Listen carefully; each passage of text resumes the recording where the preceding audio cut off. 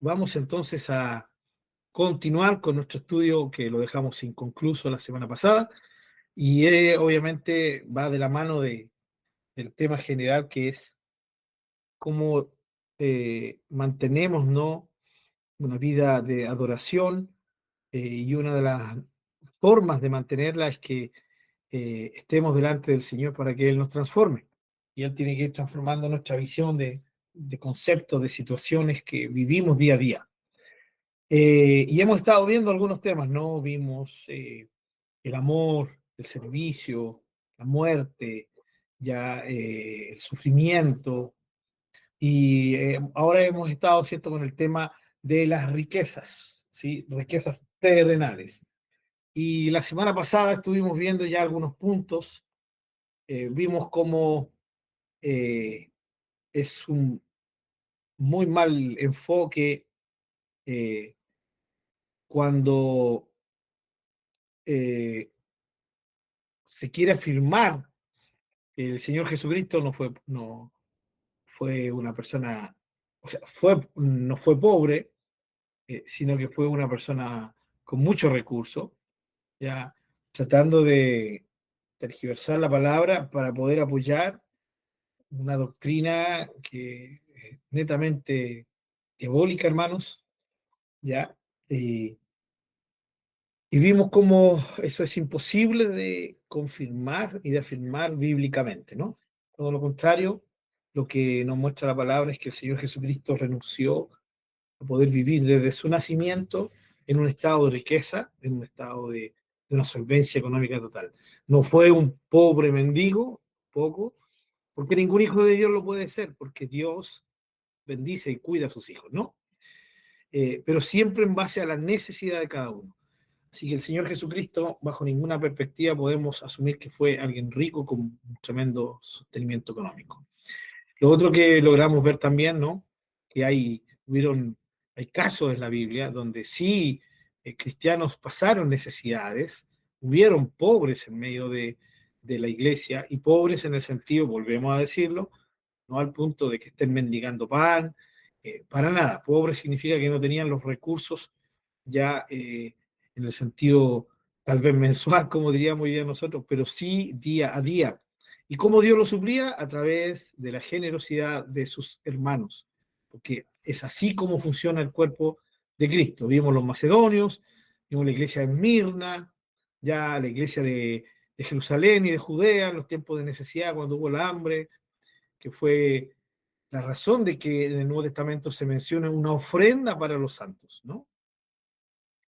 Y vimos, lo último que vimos fue el caso de Moisés, en Hebreos capítulo 11, donde el escritor de Hebreos nos dice que Moisés no se aferró a un tema de las riquezas de Egipto, ya a su vida eh, de mucho más que una estabilidad económica, una vida de muchas cosas, de tener muchas cosas, disfrutar muchas cosas que una persona en ese tiempo normal no podía acceder, menos los de su pueblo, que era el pueblo de Israel, que estaba sí, bajo el pie del gobierno de Egipto y eran esclavos, ¿no? Esclavos.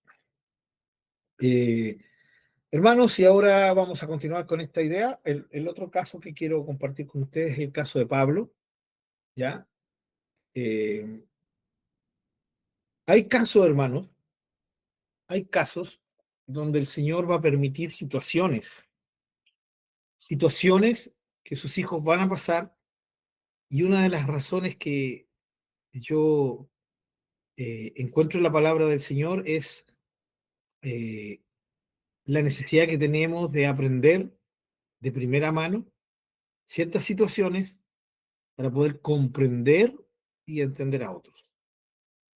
Eh, por eso es tan difícil que una persona que tiene una muy buena situación económica pueda entender a aquel que no la tiene, ¿ya?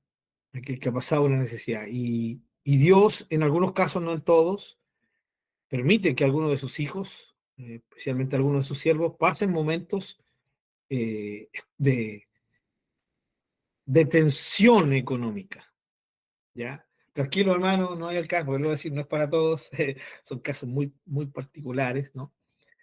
Pero lo hace el Señor para que estas personas puedan luego eh, tener la capacidad de empatizar con otros, comprender la situación de otros, ¿ya?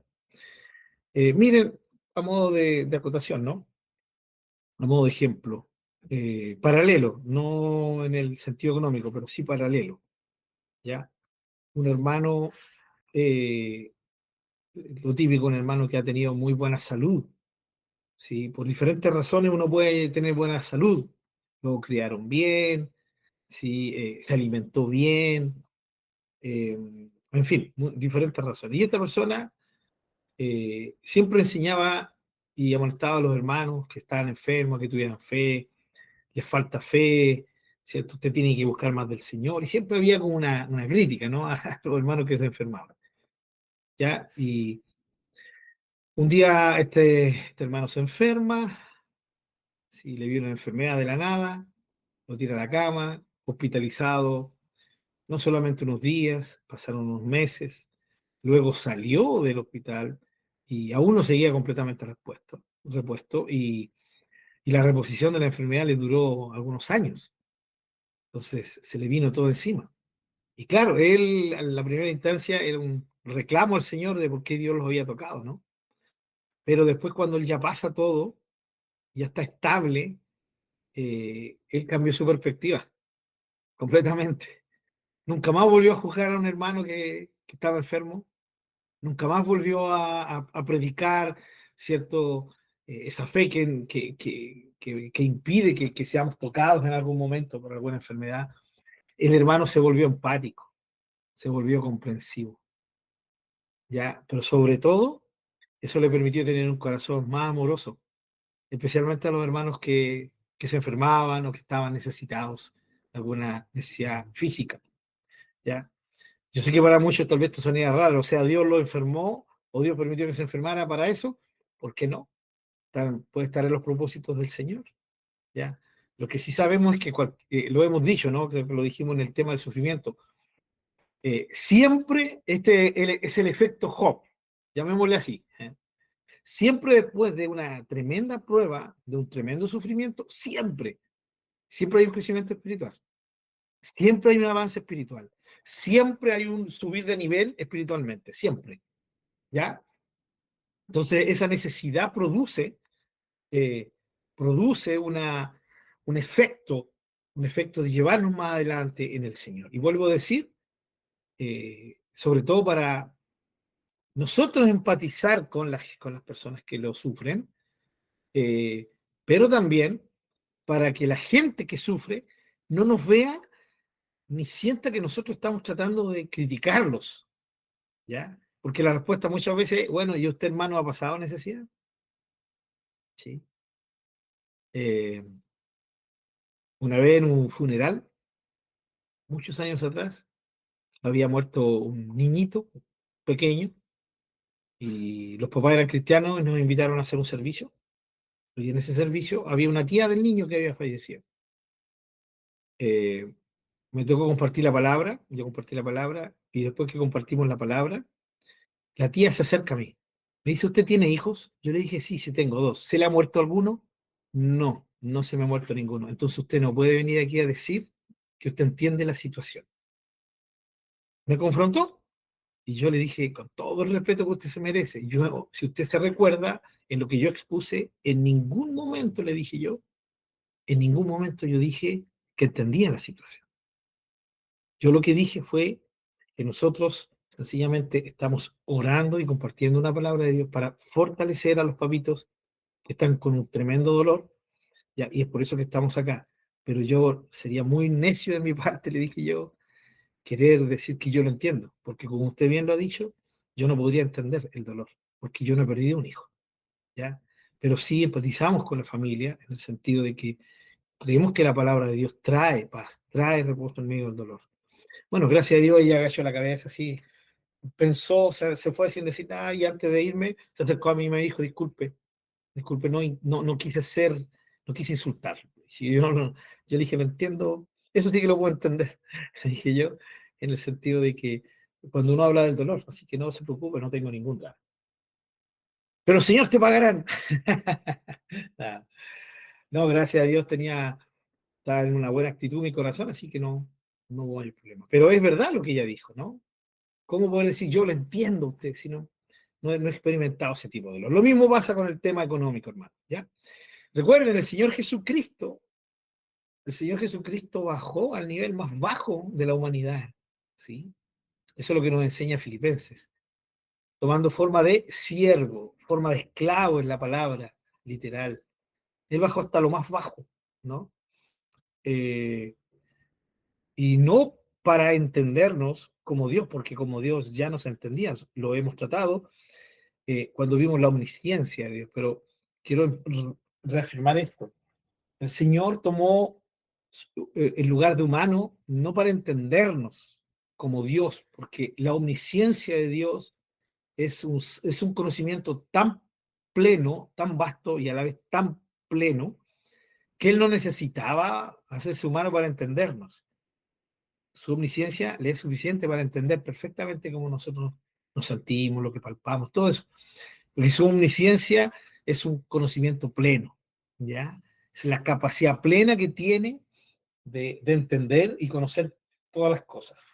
Ahora, en su lado humano, cada vez que la Biblia nos enseña, como por ejemplo en el libro de Hebreos, ¿sí? Que Él pasó todas nuestras tentaciones, ya, que Él fue tentado en todo, que se hizo hombre, que aprendió obediencia, en Hebreos. Todos esos versículos hablan del lado humano. Jesús como humano fue creciendo, Jesús como humano fue aprendiendo, Jesús como humano fue adaptándose a las circunstancias, pero como Dios, no. ¿Ya?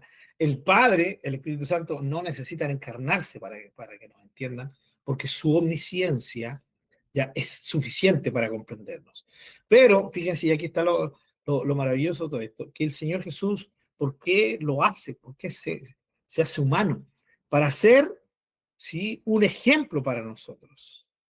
Y también para que alguno por ahí eh, diga, claro, Jesús hizo todo lo que hizo porque era Dios y, eh, en fin, no, él actuó como hombre, como humano, todo lo sufrió como humano, el sufrimiento que experimentó, ¿ya? Entonces nadie puede decirle a Jesús que no nos entiende. No se entiende como Dios plenamente y no se entiende como hombre plenamente, ¿sí? Y es ahí donde nosotros podemos tener la actitud correcta ante el Señor Jesucristo y decir, gracias Señor, tú eres mi ejemplo a seguir, ¿ya? Eh, y lo otro, que Él se hace hombre porque era la única forma también, ¿no?, de poder redimirnos, ¿sí? De poder redimirnos. Eso es tal vez la más importante, las razones de que Él se viniera a encarnar. Entonces, tenemos que tener en cuenta este punto, ¿no? De, de que Dios sí nos entiende. Somos nosotros los seres humanos los que no tenemos esa capacidad de Dios de entender a otros. Y los entendemos mejor cuando pasamos o las mismas situaciones o situaciones, eh, o situaciones difíciles parecidas a las de ellos. ¿Ya? Y de la mano de esto va el tema de que algunos, Dios le habla en su voluntad, ha dispuesto que algunos de sus hijos sí pasen en algún momento un tanto de hambre. Alguien dijo por ahí que pasar hambre no mata ni le hace mal a nadie. ¿Ya?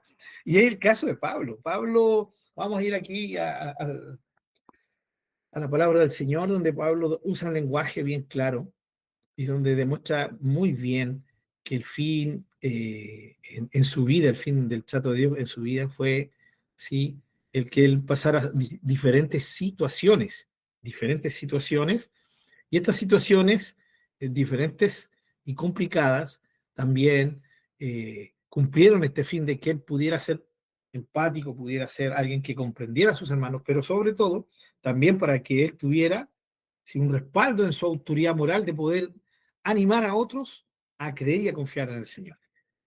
Vamos con el apóstol Pablo, 2 Corintios capítulo 6, eh, 2 Corintios capítulo 6. Recuerden que la esencia de este estudio es el enfoque de las riquezas, ¿no? Y de la mano de esto, también el poder ver que la Biblia enseña que sí, Dios permite que sus hijos en algún momento puedan pasar una necesidad, por lo tanto, ese estatus de riqueza que Dios quiere que vivamos una vida de riqueza, donde no vamos a pasar ninguna necesidad económica, eso es absolutamente antibíblico. El apóstol Pablo, en 2 Corintios capítulo 6, versículo 4, espero que lo tengan, dice, antes bien, fíjense, y él está hablando en plural, ¿ya? Por lo tanto, sus colaboradores, la misma situación tal vez. Antes bien, nos recomendamos en todo como servidores o ministros de Dios, en mucha paciencia, en tribulaciones, en necesidades, ¿sí? En necesidades. ¿Necesidades de qué tipo? De todo tipo. Necesidades físicas, alimenticias. Pablo experimentó necesidades. ¿Cómo? Como siervo de Dios, como servidor de Dios. Luego dicen en angustias, ¿sí? Después dicen azotes, en cárceles, en tumulto, en trabajo, en desvelos, en ayunos. En ayunos, no dice aquí que eran esos ayunos que nosotros hacemos, ¿no? Donde dedicamos un tiempo al Señor. Aquí puede tener también la acepción de un ayuno obligado, ¿no? En pureza, en ciencia, en longanimidad, en bondad, en el Espíritu Santo, en amor sincero, Pablo dice todo esto y hace un paralelo de esta misma lista aquí en la misma carta, capítulo 11, versículo 27.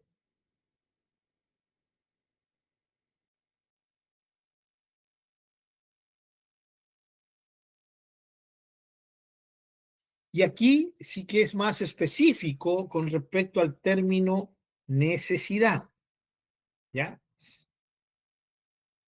Con el término necesidad.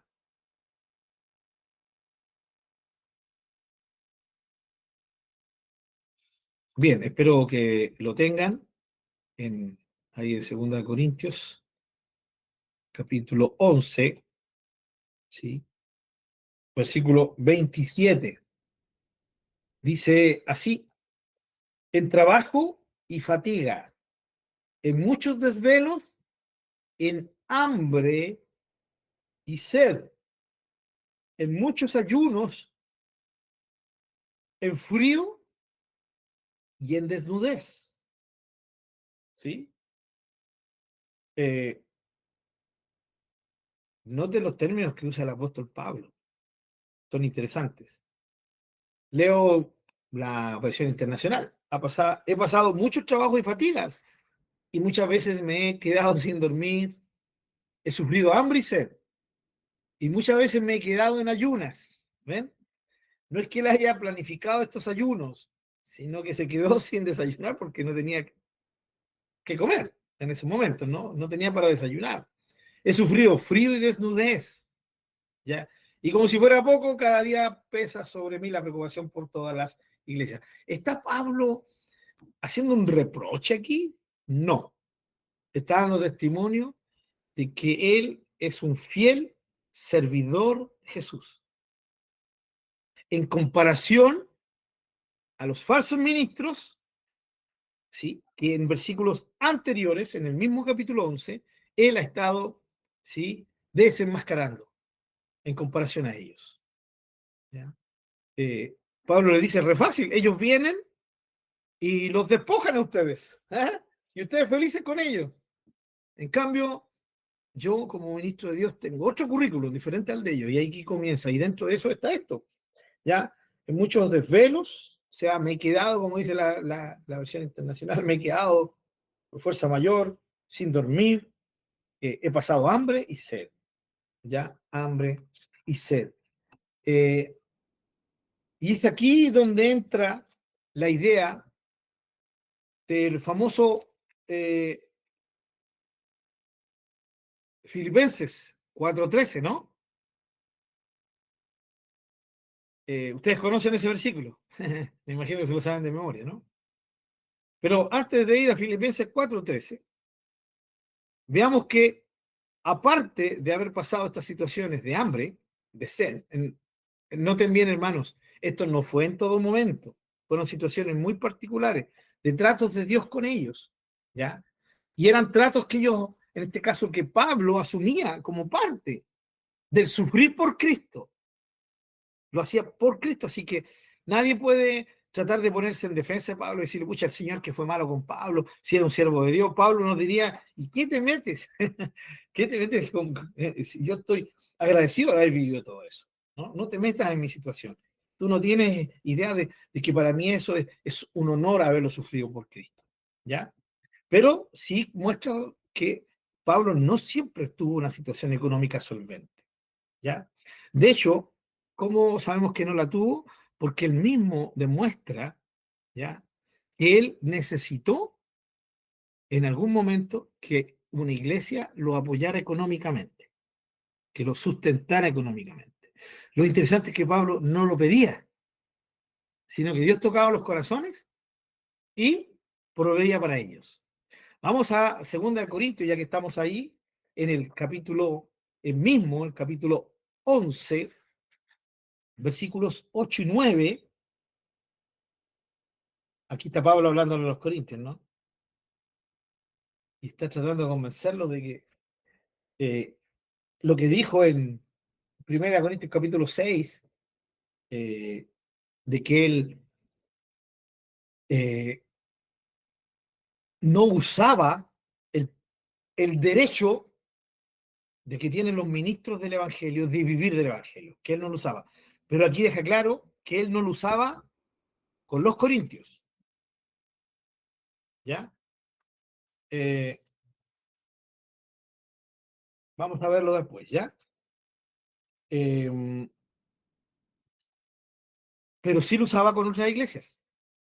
Y en 2 Corintios, capítulo 11, versículos 8 y 9, dice, he despojado a otras iglesias, recibiendo salario para servirlos a ustedes. Y cuando estaba entre ustedes y tuve necesidad, ¿sí?, a ninguno fui carga. Pues lo que me faltaba, si uno lee, ya, hagan una pausa ahí. Fui carga, pues lo que me faltaba, ¿ya? Si esto no estuviera aquí, tendrían razón aquellos hermanos que dicen que un ministro, un hombre de Dios, que vive para el Señor a tiempo completo, eh, no tiene derecho a que la iglesia lo sostenga. De hecho, eso es bíblico, ¿ya? Pero estas personas esperarían que aquí dijera, y pues lo que me faltaba, lo suplí yo haciendo carpas. Sí, Pablo era carpero, ¿no? De hecho, a los corintios también les dice, ¿ya? Entonces, lo que me faltaba, cuando yo tuve necesidad, lo que me faltaba, yo no le fui carga a ustedes, sino que con mi propio trabajo suplí mis necesidades. Pero Pablo aquí no dice eso. Pablo aquí dice, pues lo que me faltaba, lo suplieron los hermanos que vinieron de Macedonia. ¿Quiénes son los hermanos de Macedonia? ¿Lo aprendimos o lo recordamos el lunes pasado? Hermanos de posiblemente 3 ciudades: Filipos, Tesalónica y Berea, que eran 3 ciudades de la provincia de Macedonia, ¿ya? Estos hermanos le enviaron sustento económico, según Pablo aquí, salario, ¿sí?, salario, eh, al apóstol cuando estaba con los corintios trabajando. Ahora, noten qué interesante esto. Pablo estaba trabajando en medio de los corintios, él trabajó 1 año y medio con ellos, ¿ya? Aparentemente los corintios nunca se dieron por aludidos de que si Pablo trabajaba con ellos, ellos tenían que eh, sentir, ¿cierto? Tener un sentir de apoyar al hermano, a su hermano Pablo, al apóstol Pablo, para que pudiera seguir trabajando con ellos. Pero ¿cuál era la mente de Pablo? La mente de Pablo está aquí, definida al final del versículo 9. Dice, y en todo me guardé y me guardaré de seros gravoso, ¿sí? De serles una carga. Por eso Pablo nunca le pidió ofrendas ni que lo sostuviera la iglesia de los Corintios mientras él estaba trabajando con ellos. No les pidió. ¿Por qué? Porque su intención era no serles gravoso, no serles una carga.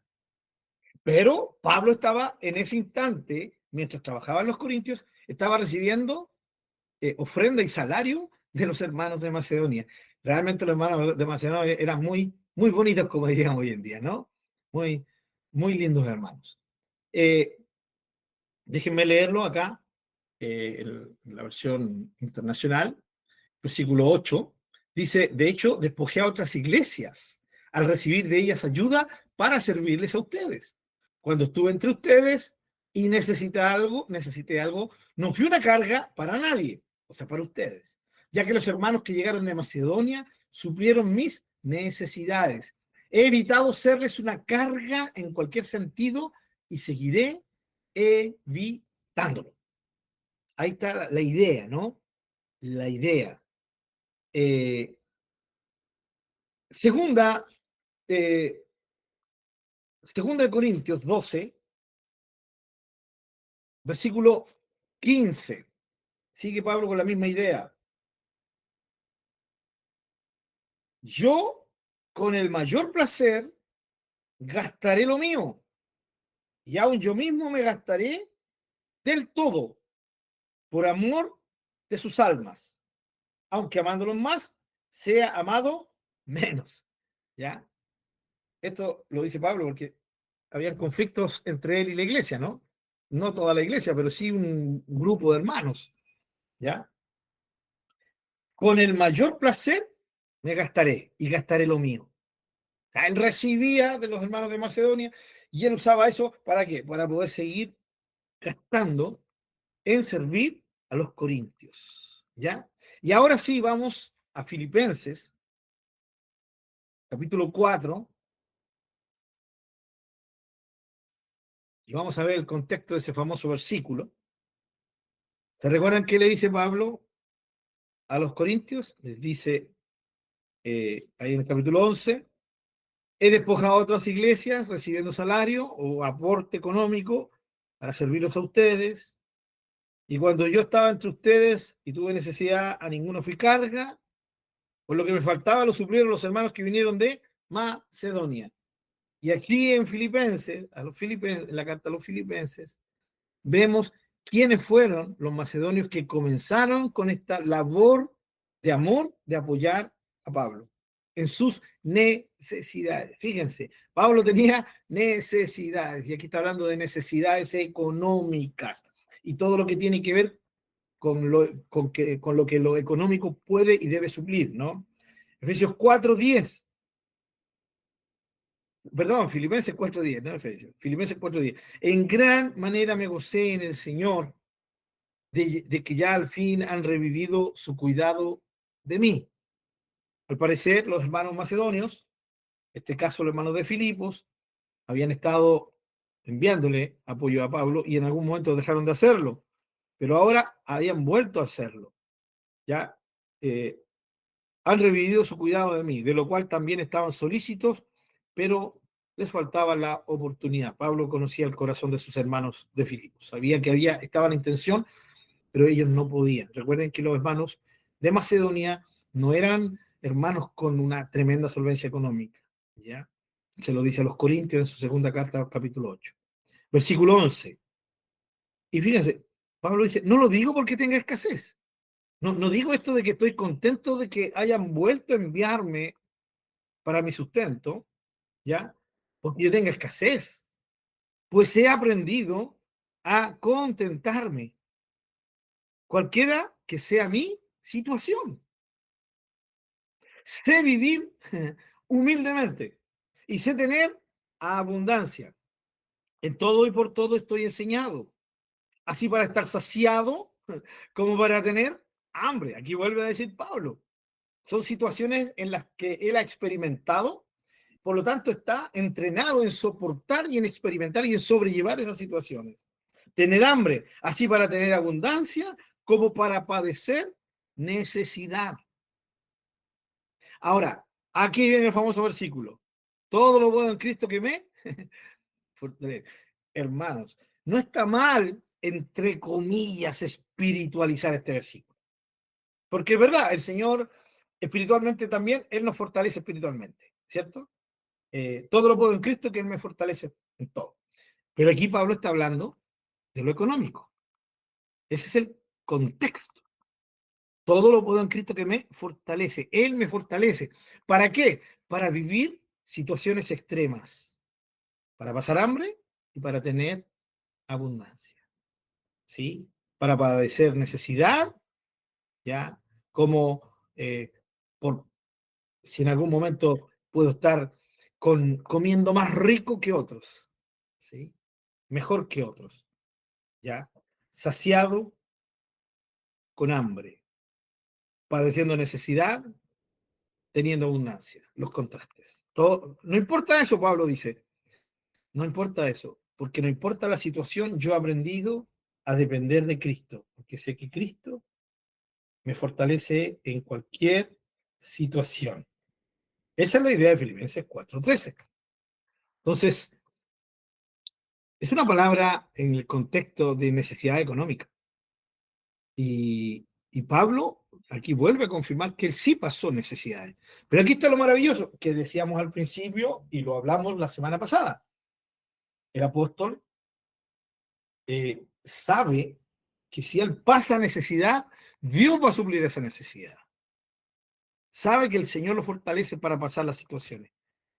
Y sabe que de alguna manera va a llegar, ¿sí?, lo que suple esa necesidad.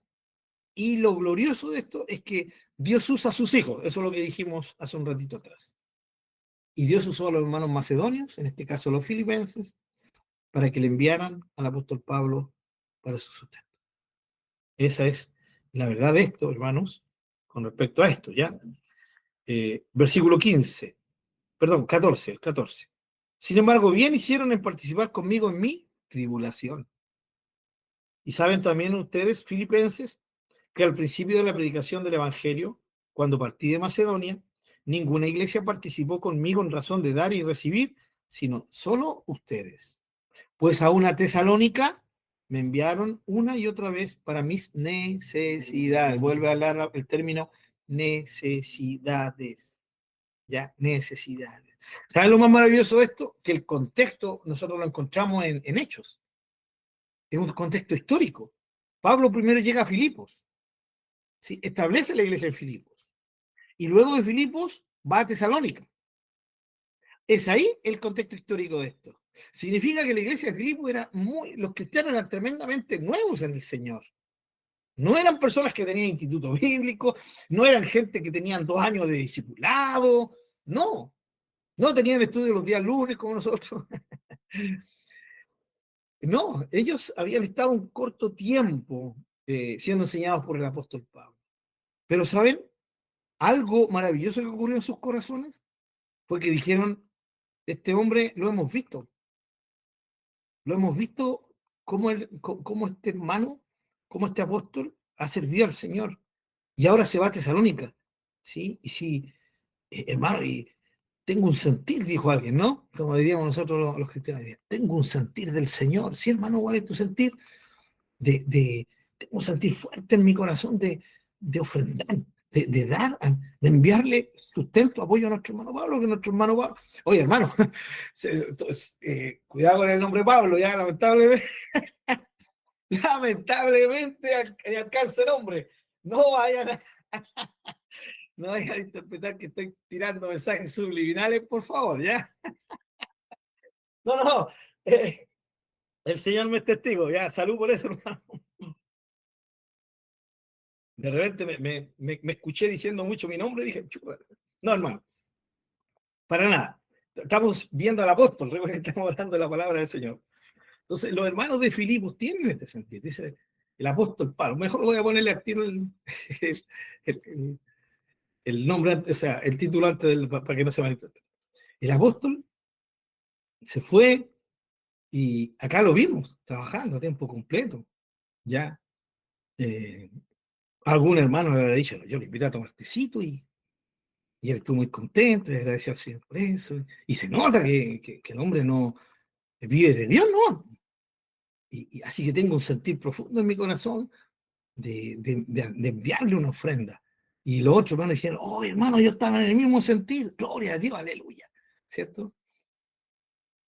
Entonces, ¿qué podemos hacer? Bueno, hagamos una ofrenda, juntemos una ofrenda, comprometámonos mensualmente, comprometámonos por semana, generalmente lo hacían así, y estemos enviándole, ¿ya? A ver, ¿quién es va a ser el enviado? Epafrodito, ya listo, Epafrodito, que es parte del grupo de ellos y es parte de nosotros.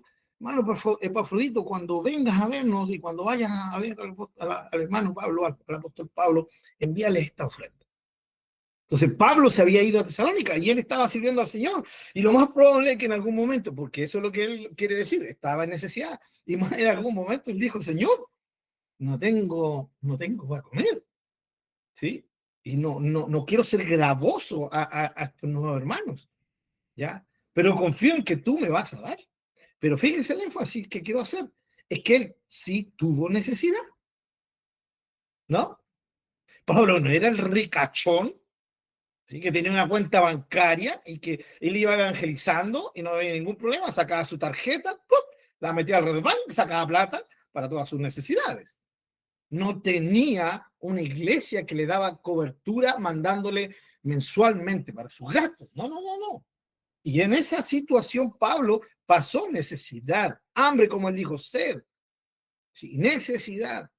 Y él seguramente, como otras veces lo había experimentado, oró al Señor, dijo, Señor, no tengo, no tengo que, ¿de dónde sacar algo también para mis colaboradores? ¿Ya? Y entre tanto que está orando, termina de orar y aparece Epafrodito. Oh, hermano Pablo, ¿cómo estás? Bien, aquí, qué lindo verte. Epafrodito, listo. Oye, mira, esto te envían los hermanos de Filipos. Ah, la tremenda respuesta de oración, ¿no? Maravilloso. Gracias, Señor. Gracias, Señor. Esa es la circunstancia que Pablo estaba viviendo. Y es la circunstancia que les dice a los filipenses y que les dice a los tesalonicenses. Perdón, a los corintios. Y a los corintios les dice, mientras yo estuve trabajando con ustedes, los hermanos de Macedonia me hacían llegar una ofrenda. Los hermanos de Macedonia me sostenían, aún sabiendo que ellos eran pobres, y me sostenían. ¿Ya? Y a los filipenses les dice, muchas gracias. Ustedes fueron los primeros que se preocuparon. Cuando partí de ustedes y fue a Tesalónica, ustedes enviaron una ofrenda maravillosa.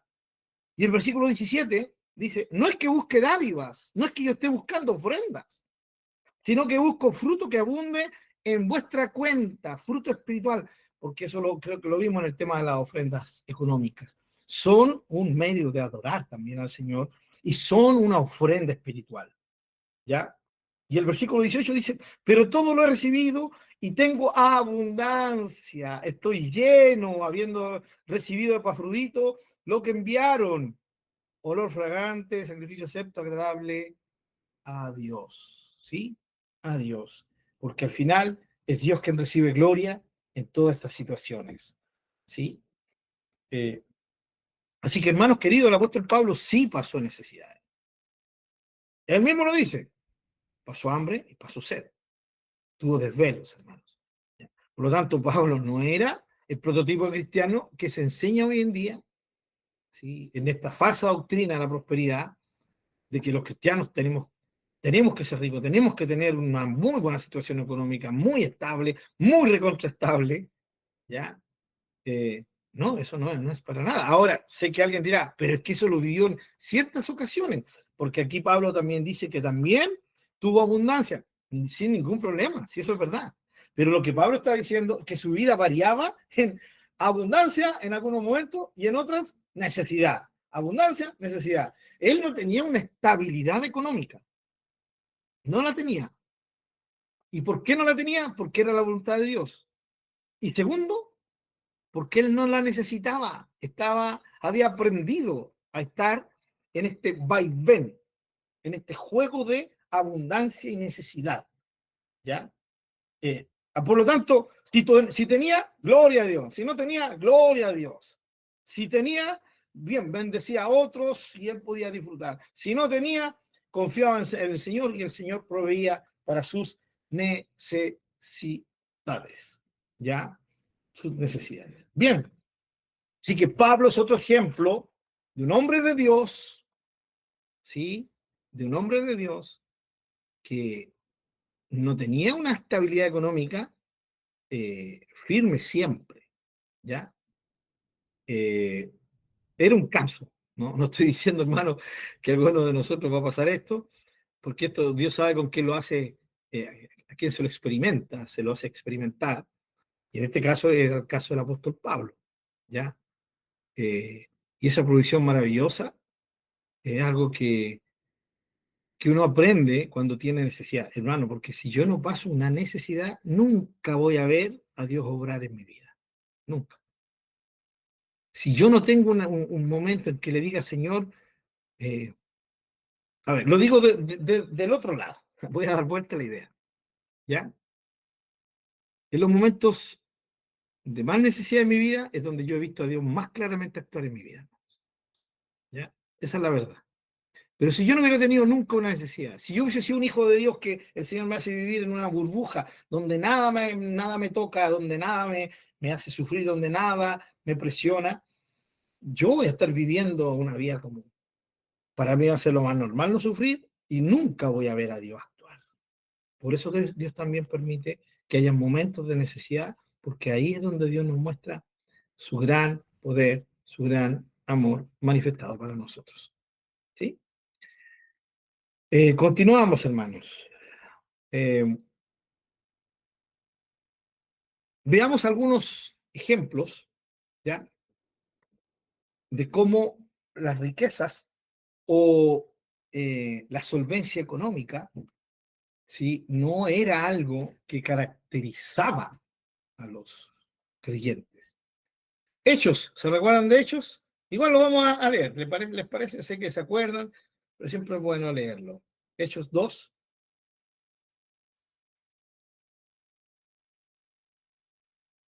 Hechos 2:45. Dice,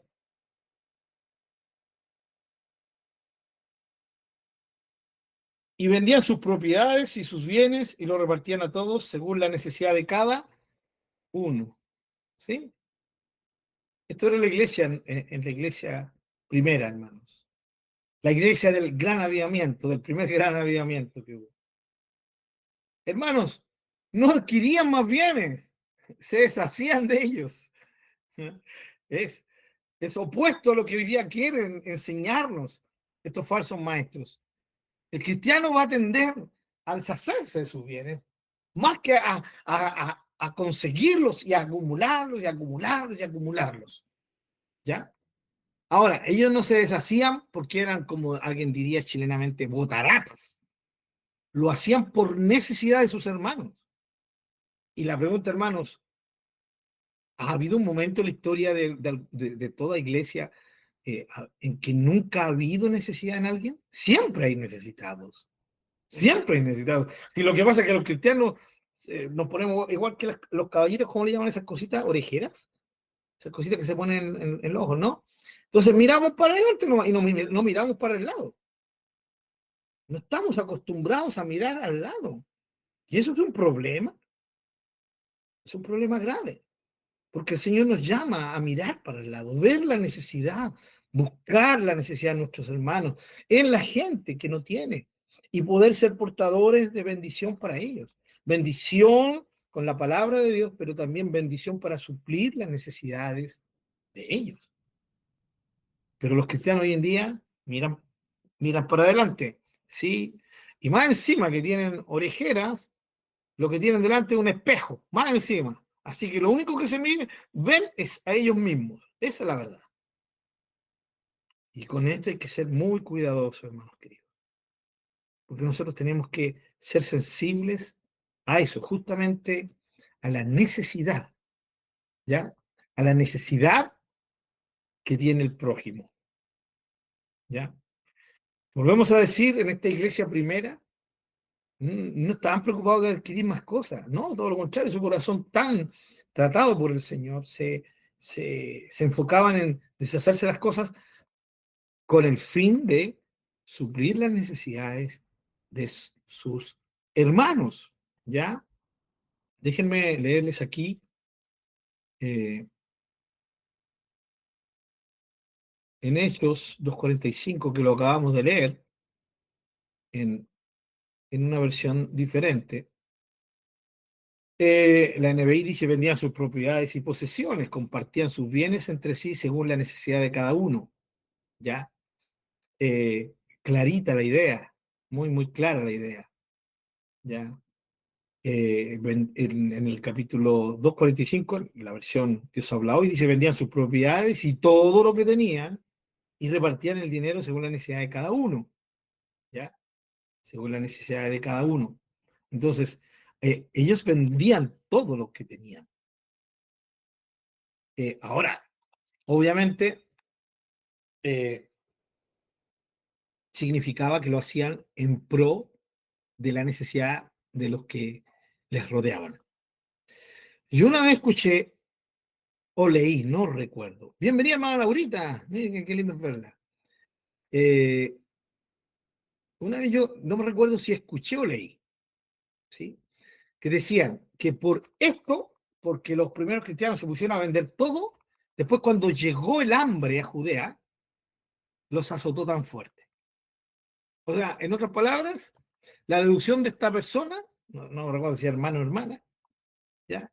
Era que estuvo mal lo que hicieron, ¿ya? Estuvo mal lo que hicieron. No tendrían que haber sido así, desprenderse de todo, porque no fue sabio, no fue prudente hacerlo. Y por eso cuando llega el hambre a Judea, ellos ya estaban necesitados y las iglesias de Europa, ya de Asia Menor, lo que sería ahora Europa, ya, y de las iglesias fuera, especialmente las gentiles, tuvieron que sostener a los hermanos de aquí. En otras palabras, por botarata les pasó. No entiendo cómo alguien puede llegar a una deducción así, tan paupérrima espiritualmente, tan triste, no sé ni cómo llamarla. O sea, en otras palabras, el ejemplo que el Espíritu Santo nos está dando aquí no es lo que el Espíritu Santo quiere, sino que nosotros tenemos que deducir otra cosa, ¿sí? No tiene nada que ver una cosa con otra. Y como dijimos, si Dios permite que alguno de sus hijos pase hambre, va a ser para que Dios toque a otros, para que Dios supla esas necesidades. Es el tema del cuerpo de Cristo. Aparte que el hambre no vino ahora mismo, ya, vino varios años después. ¿Ya? Y el hambre le vino a todo el mundo, no solo a los cristianos. Fue un tema, hermanos, fue un tema general, ¿ya? Pero ahí estaban los cristianos cuidados por sus hermanos, cosa que tal vez no tenían los que no eran cristianos. Los que no tenían cristianos no tenían una gran familia que les protegía. Los cristianos sí. Entonces, no tiene relación una cosa con la otra. ¿Ya? Sí, cuando lo leí me dio mucha pena, porque ¿cuánta gente habrá escuchado o habrá leído? Porque recuerden lo que les dije, no recuerdo si lo leí o lo escuché, fue muchos años atrás, pero sí estaba ahí, ¿no? ¿Cuánta gente escuchará eso, no? También, eh, de la mano de esto, hermanos, está el hecho de eh, que seguramente haya sido algún escritor con alguna tendencia de prosperidad, ¿no? Siempre buscando detalles y tergiversándolos para poder apoyar su falsa doctrina.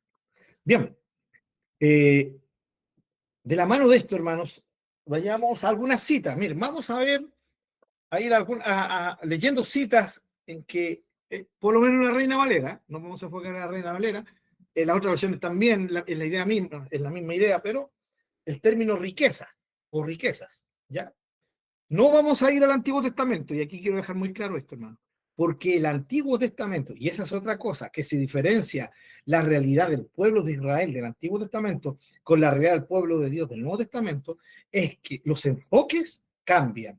En el Antiguo Testamento la prosperidad sí era económica, sí era tangible, sí era terrenal con el pueblo de Israel, ¿ya? Pero en el Nuevo Testamento la perspectiva de riqueza y de prosperidad deja de ser, ¿cierto? Deja de tener un enfoque terrenal y pasa a tener un enfoque espiritual, celestial. ¿Por qué? Porque el enfoque en el Nuevo Testamento es sobre las cosas que permanecen, que trascienden, y las cosas terrenales no permanecen ni trascienden. Aquí viene, ¿cierto? Como anillo al dedo, el famoso dicho: desnudo llegué, desnudo me voy. O, ¿para qué junta tanta plata, señor? Si usted se va a morir, no se va a poder llevar ni los pantalones ni el terno con que lo entierran. ¿Para qué? ¿Por qué tanto afán? ¿No? Esa es la verdad. Entonces el enfoque es en las riquezas celestiales. Y esta enseñanza, ¿de dónde parte? De nuestro Señor Jesucristo. ¿Ya? Por eso no vamos a citar versículos del Antiguo Testamento, aunque igual en el Antiguo Testamento se habla, ¿cierto? Y hay un enfoque de que Dios, y nuestro enfoque en Dios debería ser lo primero. Pero vamos a hablar sobre las riquezas. Partamos. Mateo, desde Mateo partamos. Mateo capítulo 6, versículo 24, el Sermón del Monte. ¿Ya?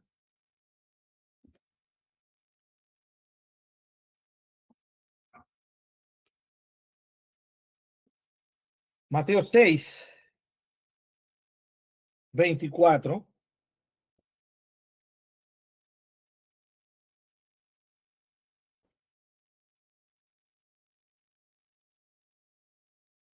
dice clarito Jesús, ¿ya? Ninguno puede servir a dos señores, porque o aborrecerá al uno o estimará, perdón, aborrecerá al uno y amará al otro, o estimará al uno y menospreciará al otro. No pueden servir a Dios y a las riquezas. Aquí Jesús muestra un principio.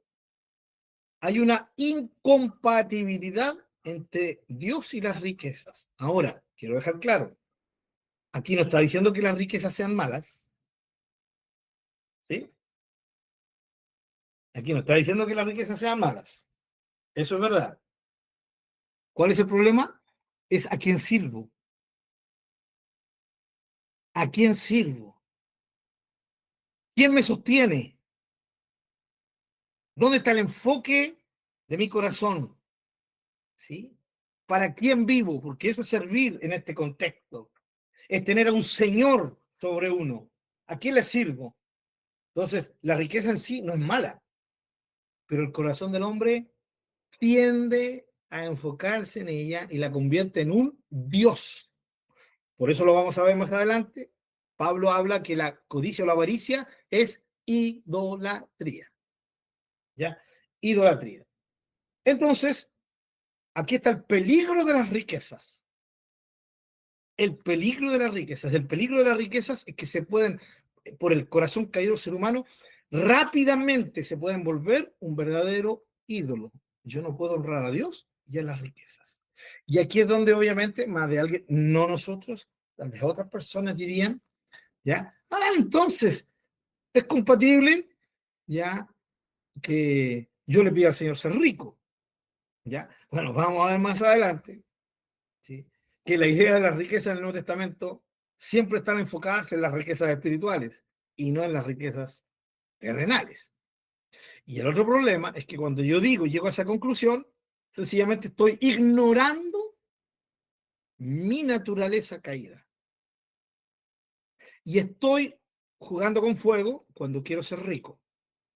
¿Por qué? Porque la riqueza, como lo vamos a ver al final, para llegar a una conclusión, siempre va de la mano con la avaricia, con la codicia, que es idolatría, va de la mano con placeres mundanales, malos, va de la mano con el egoísmo, va de la mano de la confianza de vida en ellas, la dependencia errónea de ellas, va de la mano con el afán, o sea, con una vida absolutamente anticristiana, esa es la verdad. Ahora, ¿qué tenemos que nosotros buscar? Es buscar las riquezas arriba de los cielos. Ese es el enfoque. Por lo tanto, si en algún momento algún hijo de Dios llega a ser rico o llega a tener una solvencia económica tan potente que puede definirse como rico, tiene sus buenos millones, ¿ya?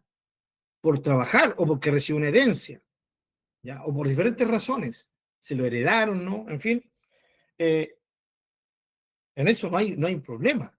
No es que el cristiano vaya a decir, ¡ay, soy rico, líbrame, Señor, voy a repartir inmediatamente la plata! No, no es eso, no es eso. Pero sí siempre se corre un riesgo de tipo espiritual con las riquezas. Y es ahí donde uno tiene que tener claro que el cristiano, como dijimos en el ejemplo de los hermanos de la primera iglesia, ellos no estaban preocupados de añadir, ellos estaban más preocupados del necesitado y por eso se deshacían de cosas en bien del necesitado.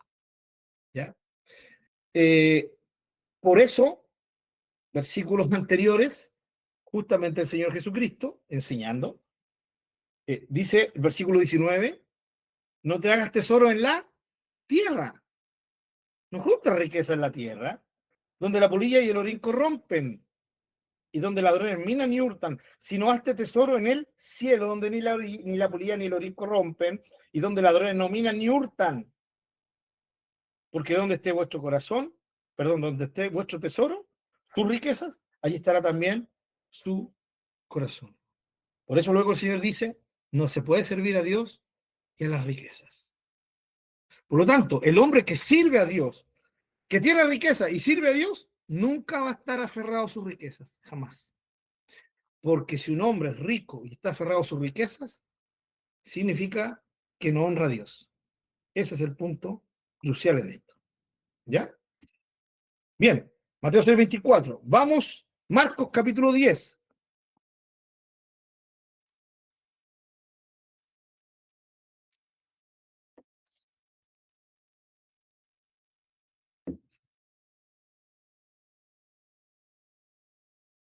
Marcos capítulo 10. Aquí nos habla el Señor en el contexto del joven rico. ¿Sí? ¿Se recuerdan? Marcos 10, 23 al 25. Entonces Jesús, mirando alrededor, después que se fue el joven rico, dijo a sus discípulos, cuán difícilmente entrarán en el reino de Dios los que tienen riquezas. Los discípulos se asombraron de sus palabras, pero Jesús respondió y volvió a decirles, hijos, cuán difícil les es entrar. ¿Ya?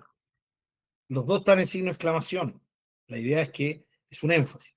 Cuán difícil es entrar en el reino de Dios a los que confían en las riquezas. Más fácil es pasar un camello por el ojo de una aguja que entrar un rico en el reino de Dios.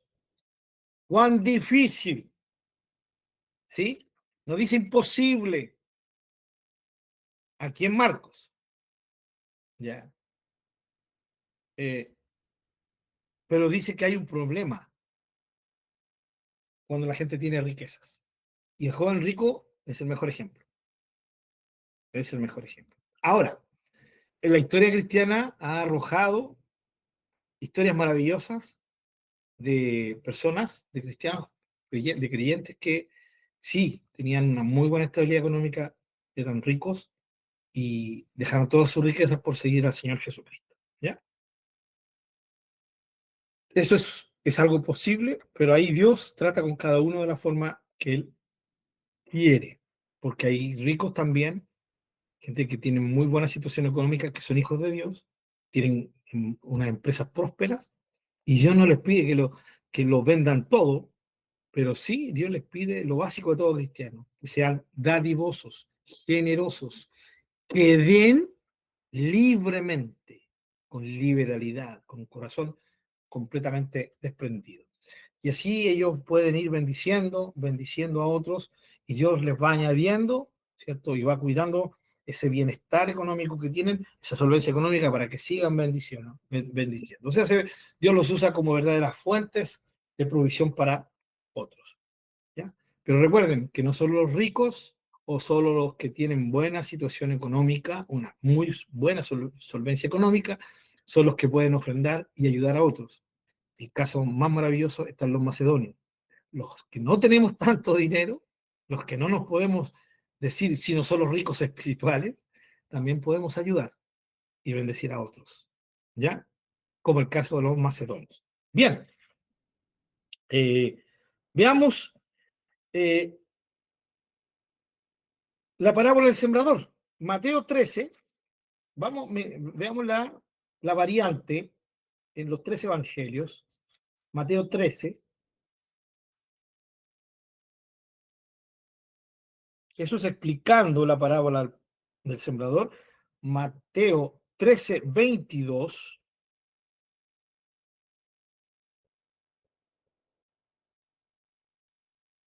Dice, el que fue sembrado entre espinos, este es el que oye la palabra, pero el afán de este siglo y el engaño de las riquezas ahogan la palabra y se hace infructuosa, no da fruto. ¿Sí? Los espinos. O sea, el Señor estaba usando como figura del afán de este siglo y el engaño de las riquezas a los espinos. Esa es la figura. Los espinos representan a esto, el engaño de las riquezas y el afán de este siglo. ¿Y cuál es el afán de este siglo? ¿Sí? El consumismo, hermano. ¿O no? Por supuesto. ¿Sí? El consumismo. Algunos por ahí dicen, critican el capitalismo, ¿no? De los cristianos no deberíamos ser capitalistas, sino comunistas, ¿ya? Ni de allá, ni de acá. Pero el tema, hermano, es que el capitalismo es un sistema económico. Cada uno usa el capitalismo como quiere usarlo. El comunismo es otra cosa, ¿no? Es una ideología. Ahí no hay opción para nadie. Pero saben que el capitalismo es como la riqueza. En sí mismo no es malo. Pero ¿por qué si se vuelve malo? Por la naturaleza humana. Porque de la mano del capitalismo viene el consumismo. ¿Sí o no? Sí, hermanos. Por favor, hermanos queridos. Hay personas que a sus hijos les renuevan todos los años el celular. ¿Sí? ¿Por qué? Porque en menos de un año ya un modelo pasa a ser obsoleto. ¿O no? ¿Sabían ustedes eso? Sí. Y todos los años. Hay gente que va renovando la tele, hay gente que va renovando, no sé, el auto, la gente va renovando sillones, todo. Y hay veces que las cosas están buenas, pero la gente va y las renueva igual. La cantidad de plata que se gastan en eso, hermanos queridos, es tremenda. ¿Sí? Ese consumismo, ¿sí? Ese consumismo es lo pecaminoso. Tengo que decirlo, hermanos queridos. Sé que no afecta a ninguno de ustedes, por lo menos que de ustedes que yo conozco. No sé si a alguien le afectará después a alguien que escuchara el estudio diferido, pero tengo que decirlo porque creo que es lo que la palabra de Dios nos enseña, el consumismo. Fíjense, la actitud del consumismo es esa. Consumir, consumir, ¿no? ¿Era la actitud de los primeros cristianos? No, no era consumir, era dar, desprenderse, ayudar hacia afuera. La vida de un cristiano, de una cristiana consagrada, de una vida de adoración real, siempre va a estar más preocupada de dar que de recibir. Esa es la idea de un hombre que adora, de un adorador, de una adoradora, en espíritu y en verdad.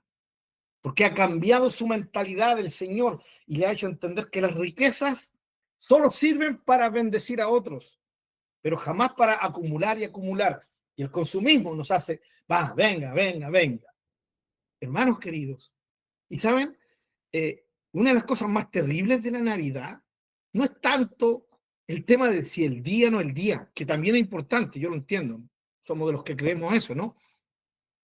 Pero una de las cosas más terribles es que a la Navidad se le denomine fiesta cristiana. Si en nuestra sociedad lo que menos tiene es de cristiana. Es todo un afán de comprar, la gente estresada. ¿Sí? ¿Cuántos niños tristes porque el desgraciado, el viejo mascuero, se olvidó de ellos, el viejo muy infame? ¿Ya? O tal vez le echa la culpa al papá, tú no le mandaste la plata que el viejito mascuero necesitaba para hacerme el regalo. Niños traumados, es tremendo y todo un afán. Y díganme que no es así, ustedes lo ven en sus ciudades. Yo lo veo en la ciudad, acá en la capital, es peor la cuestión, hermano. Es tremendo. Y todo ese afán es antibíblico, anticristiano, antirreino de Dios. Y los hijos de Dios afanados en comprarse nuevas ropas para poder ir a la cena, ¿cierto? O al culto de Navidad, según ellos, para honrar al Señor Jesucristo con las mejores pintas. Y están honrando al Señor Jesucristo que nació en un pesebre, que nació en un establo, lo gustando un pesebre. No entienden la contradicción, es una paradoja. No, no es paradoja, es una contradicción de plano, ya. Y así vamos, hermanos. No, y nos convencemos de que es normal, hermanos. Es tremendo, es tremendo. Ahora, eh, sonaría muy comunista yo si no estuviera basando lo que estaba explicando en la palabra del Señor. ¿Sí? Porque seamos realistas, los comunistas tampoco, por más que me refiero a lo de la ideología del comunismo, ¿no? Hoy día hay muchas tallas nomás de eso, sobre cierto, por ahí la senadora, cierta senadora comunista, o sea, cierta diputada comunista, con 3, 4, 5 celulares, ¿no? Y todos no son chinitos, pues, ¿ya? Son puros de estos celulares, se me olvida el nombre que son reconocidos los famosos de Apple, ¿no? De Steve Jobs. En fin, carísimos los celulares, ¿no? Entonces hablan de qué comunismo están hablando. Y ellos se defienden y dicen, pero si tenemos derecho. Ahí está el tema. Pero eso también pasa con cristianos. Pasa con un hombre, un cristiano, especialmente un hombre de Dios, un líder, alguien que está a cargo en la iglesia, que aparezca con un reloj, no sé, pues de 1 millón, de 2 millones de pesos. Bueno, yo siempre lo digo, ¿eh? Alguien me diría, lo dijo el picao. ¿Ah? Aunque nunca haya tenido acceso a comprarte un reloj de 5 millones, de 2 millones. Hermano, yo la otra vez fui a un mall por el trabajo acá, hacia el barrio alto, no me acuerdo qué mall era. Allá había, oigan, reloj de 5 millones de pesos, de 15 millones de pesos. ¿Ya? Impresionante. Yo dije, pero ¿cómo alguien puede? Bueno, ¿ya? Sí, también podría ser que estoy picado, pero la verdad es que no estoy picado. ¿Ya? Pero confrontémoslo con la palabra del Señor. Por lo menos, gracias al Señor, tengo mi conciencia tranquila con algunas cosas que he experimentado en mi vida, ¿no? Una vez me regalaron un auto de como 20. No, nunca, no, eso no es verdad. Pero sí uno sabe dónde le aprieta el zapato, como decimos chilenamente, ¿no? Y yo sé que hay una convicción en mi corazón de que tengo que ser cuidadoso con el consumismo. El Espíritu Santo me guía a eso, a ser cuidadoso con el consumismo. Hermano, solamente un datito. Ustedes entienden, no sé si ustedes sabrán que dentro de los top 5, ¿sí? De las productoras de cosas, de empresas, ¿no?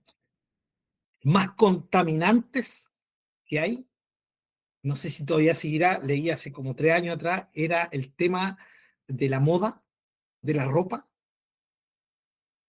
Hace 3 años atrás estaba en el top 2. Lo que más contamina en el mundo, ¿sí? Es el tema de la ropa. Y nadie habla de eso. ¿Han escuchado hablar de eso en las noticias? ¿Han escuchado hablar de eso? Anoche lo escucharon hablar? No. De otras cosas, ¿no? De otras cosas sí. Y está bien que se hable de otras cosas. Pero nadie habla de la ropa. Nadie habla de las pasarelas de moda y de la cantidad de ropa que se va produciendo. ¿A dónde usted cree que va toda esa ropa que botamos? ¿O usted cree que es biodegradable? Acá nosotros los chilenos tenemos experiencia, ¿no? Especialmente en Iquique, ¿sí? La cantidad de contenedores que llegan con ropa usada, ¿no? Bueno, igual tenemos el orgullo de decir, por lo menos usamos ropa usada, pero toda esa cantidad de ropa que llega, ¿dónde va? Yo fui testigo de cómo la queman allá en Alto Hospicio, ¿no? Y la contaminación que se va arriba, por eso, contamina porque al quemarla contamina arriba, pero también no hay donde ir botándola. Es una cuestión tremenda. Entonces, todas las personas que dicen, no, que hay que descontaminar aquí, bueno, partamos entonces por un ejemplo. Dejemos de consumir tanta ropa, andemos desnudos. Hermanos, hay que ser cuidadosos con eso. ¿Sí? Ese era un datito nomás, un datito sobre esto, sobre la contaminación. ¿Ya? Es impresionante el tema del consumismo, hermanos. Y el problema de las riquezas es que van de la mano de esto. El ser humano tiene como perspectiva ser rico, ¿por qué? Porque quiere tener cosas mejores, sí, cosas mejores. Y siempre, esas cosas mejores, siempre, siempre están relacionadas, ya, siempre van a estar relacionadas, ahí envueltitas, algunas bien escondidas, eh, con el tema de, del disfraz de una codicia. Yo sé que tal vez suena un poco exagerado. Alguien me podrá decir, pero hermano, yo quiero tener cosas mejores para darle una mejor vida a mis hijos, a mi esposa. Correcto. Pero el tema es que el engaño va es que nos es muy difícil actuar sabiamente y ponernos, autoponernos límites, porque esta cuestión se desbanda, hermano, se desbanda, ¿ya? Por nuestra naturaleza humana. Pero cuando buscamos al Señor, cuando tenemos un corazón adorador, es porque realmente el Señor nos da la fuerza para poder dominar esto, ¿sí? Cuidarnos de esto, cuidarnos de esto. Bien, eh, la parábola del sembrador en Marcos capítulo 4, 19. Marcos 4, 19.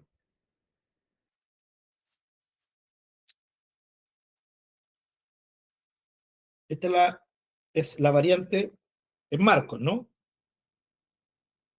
Marcos 4, 19. Espero que lo tengan. Pero los afanes de este siglo y el engaño de las riquezas y las codicias de otras cosas. Fíjense, Marcos añade las codicias de otras cosas. A, a lo que dijo Mateo, afanes de este siglo, engaño de las riquezas, se suma las codicias de otras cosas. Y esto está a tono, hermanos. ¿Por qué? Porque las riquezas, siempre las riquezas, van a ir de la mano de la codicia. Para el ser humano es casi imposible ya limitar las riquezas y que no se mezclen con el tema de la codicia en uno, excepto que Dios ya le esté proveyendo a alguien, a alguno de sus hijos, riquezas para que ese pueda estar bendiciendo a otro. Pero hermanos, a los que desean riquezas, que se empeñan en ser ricos, ya va a estar siempre de la manito ahí, de la riqueza, la codicia de otras cosas. Y aquí entramos a cosas muy, pero muy perturbadoras, hermanos. La gente rica, los actores de cine que ganan por una película millonadas, los futbolistas, los deportistas en general, bueno, no todos, pero la mayoría, especialmente de los de alta competición, ya, los grandes empresarios, hermanos.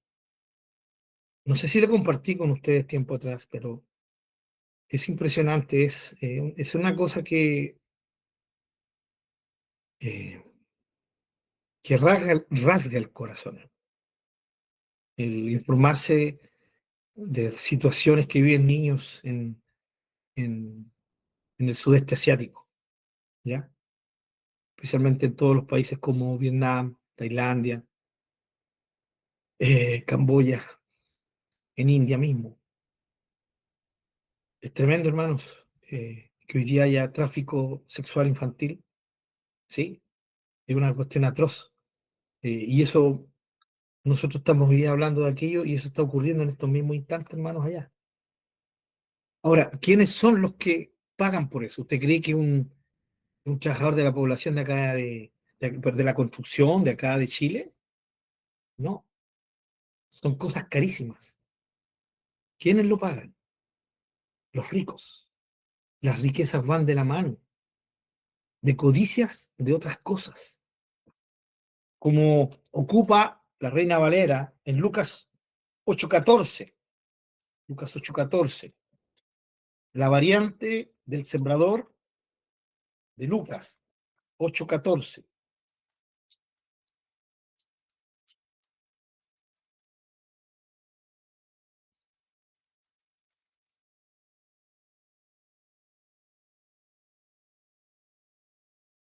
Lucas 8:14 dice, la que cayó entre espinos, estos son los que oyen, pero yéndose, son ahogados por los afanes y las riquezas y los placeres de la vida. Se refiere a qué placeres, desde los más normales que uno puede tener hasta los más perversos e inimaginables, ¿sí?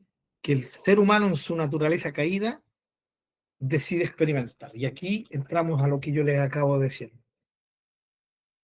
Cosas atroces, hermano, inhumanas. Las riquezas siempre van de la mano de todo esto. Entonces, la idea, hermanos, es entender que la Biblia por algo nos da todas estas señales. ¿Sí? Vuelvo a decir, no es que la Biblia nos esté diciendo que las riquezas o el dinero en sí sea malo, pero siempre la Biblia nos está haciendo un llamado de atención. ¿Con respecto a qué? Con respecto a las riquezas, todo lo que estamos viendo, para que seamos cuidadosos, ¿sí? Con lo que pedimos y deseamos. Yo quisiera ser rico. Muchos dicen, yo quisiera ser rico para ayudar al necesitado, para hacerle aquí, para hacer allá. Y cuando llegan a ser ricos se olvidan de todo. Se olvidan de todo, porque las riquezas engañan. Los tres evangelistas dicen el engaño de las riquezas. Marcos añade codicias de otras cosas y Lucas añade placeres de la vida. Placeres de la vida. ¿Ya? ¿Qué le dice que cuando hablamos de ricos aquí en la Escritura? Hay dos pasajes, hermanos, eh, muy claros, directos, y un tercero en que Jesús habla, ¿cierto? Una parábola que la vamos a ver después, pero primero veamos, Primera de Tesalonicenses 6:17. Primera de Timoteo, no de Tesalonicenses, Primera de Timoteo 6:17. Sí, Primera de Timoteo 6:17.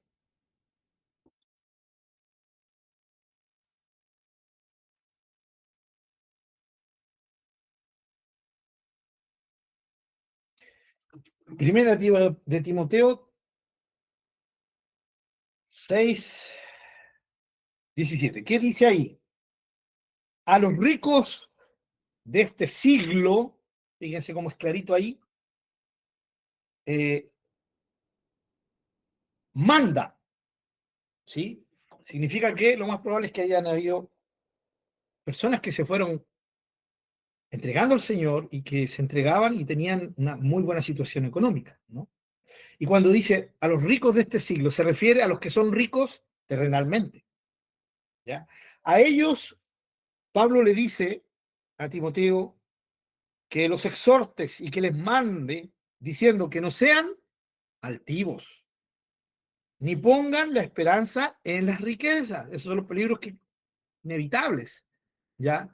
En la gente que tiene riquezas. Las cuales son inciertas, sino que la pongan, ¿cierto? La esperanza en el Dios vivo, que nos da todas las cosas en abundancia, no solo a los ricos, ¿ya? Para que las disfrutemos. No hay mal, no hay mal en disfrutar las cosas que Dios nos da, ¿sí? Pero jamás hacerlo egoístamente. Versículo 18, que hagan bien. Aquí viene un punto importante, que sean ricos en buenas obras, dadivosos, generosos, ¿ya?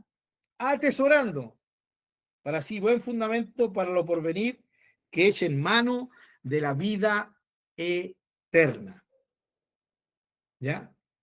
Mensaje claro a los ricos, ¿ya? Y por el contexto se tiene que entender que son ricos cristianos, ¿ya? Ricos cristianos. Pero qué lindo el énfasis que Pablo hace en el 18. Ricos en buenas obras, dadivosos, generosos. El énfasis tremendo para quienes son o para los que tienen una muy buena estabilidad económica. Hay claramente, directamente un mensaje a los ricos. Y el otro está en el escritor. Una vez escuché que dijeron que Santiago era comunista por su discurso, ¿ya? Santiago Santiago capítulo 5, y hay que ver que sí que le da fuerte a los ricos, ¿no? Es como estar, fija esa persona, es como estar leyendo un manifiesto de tipo comunista. Eh, Espero que lo tengan, Santiago capítulo 5, ¿sí? Santiago capítulo 5, versículo 1 adelante. Vamos ahora, ricos, dice Santiago, lloren, aúllen por las miserias que les vendrán. Sus riquezas están podridas y sus ropas están comidas de polilla. Esto es lo que les espera. Su oro y plata están enmohecidos y su moho testificará contra vosotros y devorará del todo vuestras carnes como fuego. Han acumulado tesoros para los para los días postreros. La idea de eso es, no les va a servir de nada. He aquí clama el jornal de los obreros. Y aquí está el contexto. ¿Por qué Santiago es tan duro con los ricos? ¿Es porque los ricos por sí mismos son malos? ¿Ya? Recuerden que Jesús ya había dicho que es muy difícil, es complicado que un rico entre al reino de los cielos. ¿Por qué? El contexto bíblico es porque tienen su confianza puesta en las riquezas. Por el corazón, ¿sí? Tallado en codicia y en avaricia, ¿sí? En egoísmo. Y eso lleva al rico a querer cuidar sus riquezas y a querer ser más ricos. Y aquí está el tema. Todos estos versículos y estos ayes que podríamos decir en contra de los ricos es por esto. Versículo 4. He aquí, clama el jornal de los obreros que han cosechado vuestras tierras, el cual por engaño no les ha sido pagado por ustedes, y los clamores de los que han cegado han entrado en los oídos del Señor de los ejércitos. Es un lenguaje súper profético, antiguo testamentario, ¿no? Suena, Santiago aquí suena a un Amós, ¿sí? A un Habacuc, ¿ya? De hecho, muchos lo consideran el Amós del Nuevo Testamento, ¿ya? Dice, han subido y han entrado en los oídos, incluso dice, del Señor de los ejércitos. Ese es un título muy veterotestamentario, muy del Antiguo Testamento aplicado al Señor. Y es el único que usa este título, y es Santiago y lo ocupa para el Señor, para Dios. Versículo 5. Han vivido en deleite sobre la tierra, han sido disolutos, han engordado sus corazones como en el día de la matanza, han condenado y han dado muerte al justo, y él no os hace o no les hace resistencia. ¿Por qué esta profecía? ¿Sí? ¿Por qué es todo este ay sobre los ricos? Vuelvo a decir, no por sus riquezas en sí mismas, sino por la injusticia que ellos hacen en contra del justo, en contra del pobre, en contra de sus trabajadores. Han engordado, ¿sí? Se han reventado la vida con sus deleites, sus disoluciones, sus inmoralidades, sus asquerosidades, todo lo que significa la buena vida, cruzando todo límite moral, ético, ¿ya? Y aunque fuera ético, ¿pero sobre qué lo han hecho? Sobre riquezas producidas en injusticia hacia sus trabajadores. ¿Sí? No es como el comunista ideológico, ¿no? El comunista ideológico odia a los ricos porque sí. El rico no importa, el rico, ¿cierto? La muerte con ellos. No, Santiago no es de ese tipo. Santiago relaciona al rico injusto, al rico que se aprovecha de su jornal, ¿sí? Que intenta pagarle lo menos posible y ojalá quedarle en deuda sabiendo que él está podrido en plata, ¿no? Tal vez podríamos ver un poquito, ¿cierto? Una comparación con la parábola que usa Natán para hablar a David. ¿Se recuerdan cuando David está enseguecido por su pecado y Natán va y le cuenta esta historia, ¿no? de un rico que tenía muchas, muchas ovejas, ¿no? Y ve a su vecino, que era pobre y que tenía una sola ovejita, ¿no? Y dice que llega alguien a visitarlo al rico, y el rico, sabiendo que tenía tanto, o sea, que matara incluso hasta dos de sus animales, no le iba a afectar en nada. Sin embargo, él va y le quita la oveja al pobre, y esa ovejita la sacrifica para su invitado. Esa es la actitud de los ricos aquí. Tienen su riqueza, y esa riqueza los lleva a ser codiciosos, egoístas, avaros, ¿ya? Y no quieren perder. Por lo tanto, eh, pisan sobre el pobre y el necesitado. Si nosotros contrastamos lo que dice Santiago con lo que dijo Pablo, está exactamente de la mano. Pablo le está diciendo a los ricos: sean generosos, sean dadivosos, sean justos. Santiago lo está viendo del otro lado, está diciéndole: porque no son justos, unáis sobre ustedes. Los dos, ¿cierto? Los dos enfoques van hacia los ricos. ¿Por qué? Porque las riquezas producen, sí, tristemente, la avaricia, la codicia, siempre van de la mano con los placeres, hasta los placeres ya más inhumanos que se le puede pasar por la mente a un hombre, ¿ya? El afán y todo eso, la injusticia, va de la mano, tristemente, muchas veces de las riquezas. Bien, no sé si hay alguna pregunta hasta este momento, hermano, algo que quieran acotar. Seguimos. De la mano de estos los ricos, vamos a la parábola, Lucas 12, que Jesús el Señor enseñó.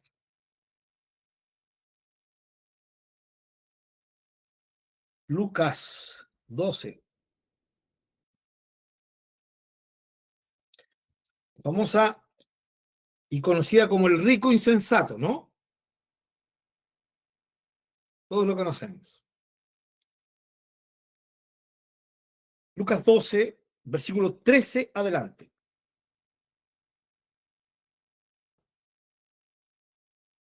Vuelvo a decir, mis queridos hermanos, recuerden que estamos enfocando todo el tema de la riqueza bajo la perspectiva bíblica.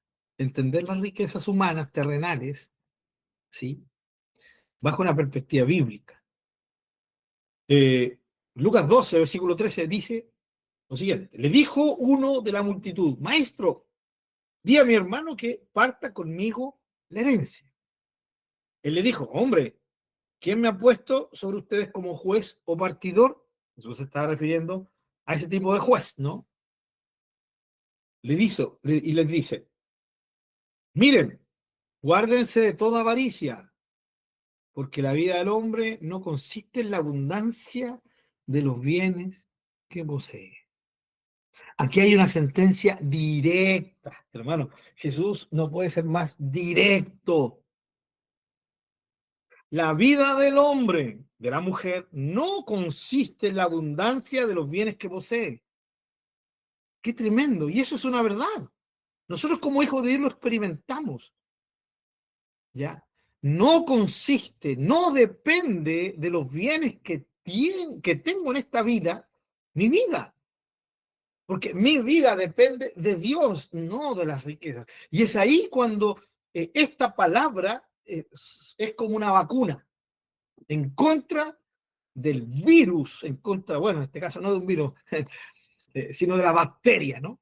Las vacunas son para las bacterias. Entonces, sería una vacuna en contra de la bacteria de la codicia, del deseo de querer riquezas. ¿Para qué? Si la verdadera vida no consiste en los bienes que tenemos, en la abundancia de los bienes que poseemos. Y aquí viene la parábola. Le refirió una parábola diciendo, de la mano de esto: la heredad de un hombre que era rico, había producido mucho. Y él pensaba dentro de sí diciendo: ¿qué haré?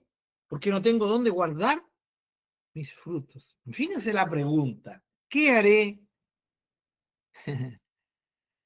Uno podría decirle, no sé, ayuda a tu prójimo, busca a alguien necesitado y ayúdale, ¿no? Podríamos decir, pero bueno. Y él pensaba dentro de sí diciendo: ¿qué haré? Porque no tengo dónde guardar mis frutos. Y dijo: esto haré. Se me ocurrió una buena idea. Derribaré mis graneros, los edificaré mayores, y allí guardaré todos mis frutos y mis bienes. Y diré a mi alma, alma, muchos bienes tienes guardados para muchos años, así que repósate, come, bebe, regocíjate. Pero Dios le dice, necio, esta noche vienen a pedirte tu alma, y lo que has provisto, ¿de quién será? Así es el que hace para sí tesoro, tesoro terrenal, obvio, no lo dice ahí, pero está implícito, y no es rico para con Dios, o sea, invertir en riquezas celestiales, ¿sí? Celestiales, espirituales, ¿ya? Una parábola tiene la particularidad de que no nos tenemos que fijar tanto en los detalles, sino en lo que nos quiere enseñar. Y lo que nos quiere enseñar esta parábola es justamente lo que Jesús dice en el versículo 21. Haz riquezas, lo mismo que enseñó en el Sermón del Monte, que tus riquezas estén en el cielo y no aquí en la tierra, ¿ya? Es una necedad brutal, brutal, el hacerte rico aquí si no tienes el cuidado de tener riquezas en el cielo, ¿ya? Lo que sí se saca de esta parábola es el egoísmo, ¿no? El egoísmo. ¿Qué haré con estos bienes? Los voy a llenar, voy a hacer grandes, más grandes los graneros, los voy a llenar y después voy a decir, me voy a echar para atrás, voy a vivir de esta vida, gózate alma, y en ningún momento voy a enfocar mi riqueza en ayudar al prójimo. No, porque del lado de la riqueza siempre está el egoísmo, la avaricia, la codicia, el afán, ¿sí? Tristemente. Por eso el Señor habla esta parábola, para que seamos cuidadosos con el tema de las riquezas, ¿sí? Ahora, viendo todo esto, hermanos, vayamos al tema de las riquezas con una perspectiva neotestamentaria del Nuevo Testamento, que es una perspectiva de espiritual, celestial, por lo tanto, algo que trasciende ya, y no algo terrenal. El cristiano tiene que enfocarse en acumular riquezas espirituales y no riquezas terrenales.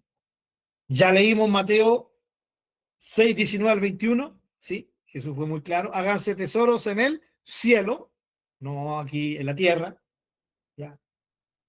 Porque donde esté su tesoro, allí estará su corazón. Por eso, ¿dónde está el corazón? ¿Dónde está el enfoque de mi vida? Tiene que estar en Dios, en las riquezas celestiales, junto a Dios, y no en las terrenales. Porque si está en las terrenales, significa que ya mi vida de adoración se perdió. Chao, ya no hay vida de adoración si tengo mi enfoque en los bienes terrenales. ¿Ya? Ahora alguien podría decir, sí, sigue adorando, pero ya no adora a Dios, ahora adora las riquezas. Se adora a sí mismo, ¿no? Sigamos, Mateo 12. Vamos a seguir aquí en Mateo 12. Mateo 12, 35. Riqueza entonces arriba en el cielo. Esa es la perspectiva. Mateo 12, 35. Dice, el hombre bueno del buen tesoro del corazón saca buenas cosas y el hombre malo del mal tesoro saca malas cosas. El tesoro del corazón. Está hablando de un tesoro espiritual. ¿Ya? No está diciendo del bolsillo, del banco, está hablando del corazón, las riquezas espirituales. ¿Sí? Mateo 13, abajito de las parábolas del sembrador. Mateo 13, versículo 44 al 46. Miren, dos parábolas maravillosas. El 44 primero. Dice, además, el reino de los cielos es semejante a un tesoro escondido en un campo, el cual un hombre halla y lo esconde de nuevo, y gozoso por ello va y vende todo lo que tiene y compra aquel campo para así poder adquirir ese tesoro sublime. ya, ese tesoro maravilloso. ¿Qué o quién es el tesoro escondido? Ya, alguien dirá la salvación, pero va un poquito más allá, hermanos. El tesoro escondido, dice, el reino de los cielos es semejante a un tesoro escondido. El reino de Dios es ese tesoro, ¿sí? Y el centro del reino de Dios es el Señor Jesucristo. Mi tesoro, ¿sí? El tesoro de mi vida es Jesús el Señor, ¿sí? Es nuestro Dios, es el Padre, el Hijo y el Espíritu Santo, porque ellos son el cimiento del reino, el reino de Dios, ¿ya? Y mi relación con Él, con mi Dios, vale la pena para esa relación con Él vender todo, deshacerme de todo, porque Él es mi tesoro, Él es mi riqueza. Y luego dice el versículo 45, también el reino de los cielos es semejante a un mercader que busca buenas perlas, que habiendo hallado una perla preciosa fue y vendió todo lo que tenía y la compró. La idea de esta parábola es decir, el Señor, ¿sí? El Señor, nuestro Rey, nuestro Dios, ¿sí? Eh, vale, hermanos, mucho más que cualquier cosa terrenal. Y yo tengo que estar dispuesto a dejarlo todo por Él, venderlo todo. El hombre del tesoro escondido y el hombre de la perla vendieron todo lo que tenían, ¿sí? Todo lo que tenían lo vendieron por conseguir el reino de Dios. El tesoro escondido, la perla. Todo por ti, Jesús, todo por ti, Señor, todo por ti, Padre, todo por ti, Dios. ¿Ya? Entonces, las riquezas cobran, ¿sí? Una perspectiva espiritual en el Nuevo Testamento, ya no terrenal, ya no terrenal. ¿Ya? Mateo 19:21.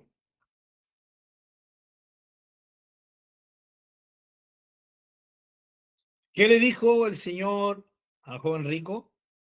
Capítulo 19, versículo 21. Jesús le dijo, si quieres ser perfecto, anda, vende lo que tienes y dalo a los pobres y tendrás tesoro en el cielo. Ven y sígueme. Tesoro en el cielo. Sigue el énfasis, riqueza, tesoro en el cielo. Las enseñanzas claritas del Señor Jesucristo. Claritas. Vamos ahora a las epístolas. Segunda de Corintios, capítulo 8.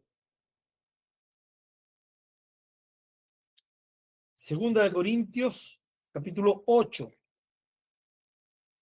versículo 2.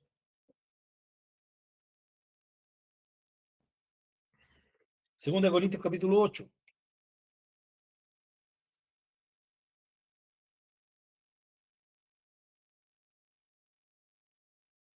Lo leímos la semana pasada, ¿no?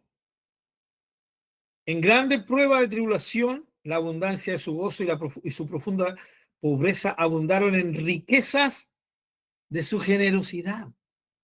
Esas son las riquezas que tiene que tener el enfoque, ¿cierto? El cristiano. Este tipo de riquezas. ¿Ya? No las económicas, no las terrenales. Me salté. Segunda de Corintios 4 también, vamos a leer. Segunda de Corintios 4, 7.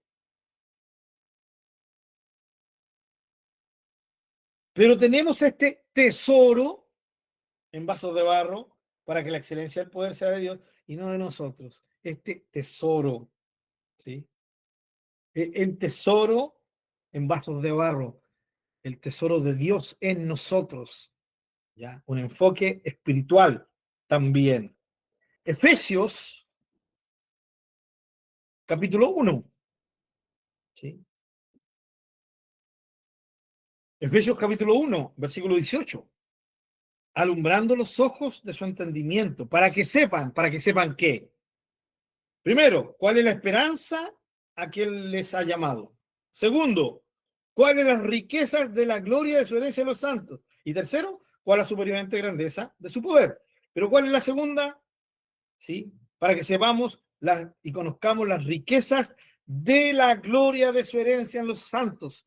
O sea, son las riquezas de Dios, riquezas espirituales, celestiales, ¿sí? Son las que Él ha compartido con sus santos. Son nuestra herencia, riquezas, no terrenales, espirituales. Efesios 3:16. Efesios 3:16. Para que Él les dé, Pablo oraba por los hermanos efesios, ¿para qué? Para que Él les dé conforme a las riquezas de su gloria. Otra vez, las riquezas de Dios, riquezas espirituales. Es ser fortalecidos con poder en el hombre interior por su espíritu, ¿ya? Por su espíritu. Colosenses, capítulo 2, un poquito más adelante. Colosenses, capítulo 2, versículos 2 y 3. Colosenses 2, versículos 2 y 3. Para que sean consolados sus corazones, unidos en amor, hasta alcanzar todas las riquezas de pleno entendimiento, ¿sí? A fin de conocer el misterio de Dios, el Padre y de Cristo. Esas son las riquezas de pleno entendimiento, el comprender el misterio de Dios, el Padre y de Cristo, en quien están escondidos todos los tesoros de la sabiduría y del conocimiento. El énfasis, tesoros, riquezas, todo, sí, para un cristiano, amén. Riquezas, sabiduría, pero, y todo aquello, riquezas y tesoros, todo tiene que ver con la riqueza espiritual de Dios para nosotros. ¿Ya? Y por último, en esta línea, enfoquémonos ahora, bueno, la semana pasada vimos lo que se dice de Moisés, ¿no? Que él no tuvo, voy a parafrasearlo, ¿sí? Como lo que hizo el Señor Jesucristo, no tuvo como, cosa como a que aferrarse las riquezas de Egipto, sino que prefirió las riquezas, ¿cierto?, espirituales en Cristo, que conllevaban sufrimiento, pero era por el reino del Señor, ¿no? Y de la mano de esto, cómo la Biblia nos enseña la actitud correcta de un cristiano. Jamás afán, menos afán por las riquezas. Hermanos, porque las riquezas en sí mismas, vuelvo a decirlo, no son malas en sí mismas. El dinero no es malo, como lo vamos a ver ahora. El problema está en nuestro corazón. El pecado no es tener dinero. El pecado es sacrificar cosas que son imprescindibles por él. Por ejemplo, la familia, amigos, el mismo reino de Dios. ¿Ya? El pecado está en poner la vida en esto, ¿ya? Que esto se transforme en el Señor de nuestras vidas. Eso es grave y eso es pecaminoso, hermanos. Entonces, la idea del Señor es que Él nos muestra, ¿sí?, el peligro de las riquezas. ¿Pero por qué? Volvemos a decirlo, lo vuelvo a decir. ¿Por qué? Porque el peligro de la riqueza está en la perspectiva que nosotros le damos, es la naturaleza humana. Vuelvo a decir, toqué delante el tema del capitalismo. El capitalismo en sí mismo no es malo, pero el capitalismo, el ser humano lo transforma en consumismo y ahí lo transforma en algo absolutamente pecaminoso, ¿ya? Y vamos a los conocidos, ¿cierto?, consejos, y más que consejos, llamados de atención, directrices que el apóstol Pablo le da a Timoteo. Primera Timoteo 6. El énfasis es el contentamiento y el agradecimiento que tiene que ver en nuestros corazones por lo que tenemos. Está bien, hermanos.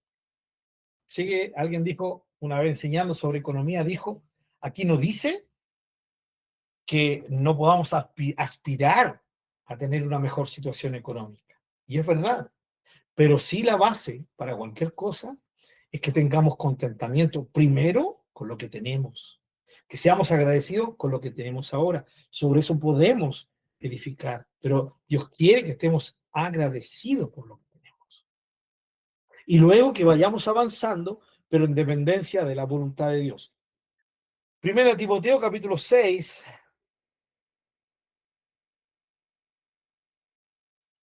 versículo 5. Dice, disputas necias de hombres corruptos de entendimiento y privados de la verdad, que toman la piedad como fuente de ganancia. Apártate de los tales. Es lo mismo que segunda Pedro habla sobre todo sobre los falsos maestros, que hacen mercancía de nosotros, de los hijos del Señor, de los que ministran tristemente. Versículo 6.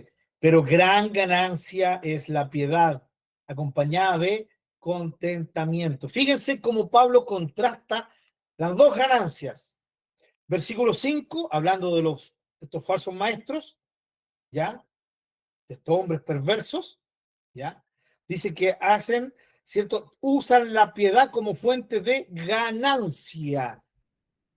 Predican el evangelio para ganancia monetaria, hermanos, ¿ya? Y Pablo contrasta la ganancia humana, terrenal, económica, con la ganancia espiritual, porque dice, pero gran ganancia, mejor que la ganancia que hacen estos hombres, es la piedad acompañada de contentamiento. ¿Qué es piedad, hermanos queridos?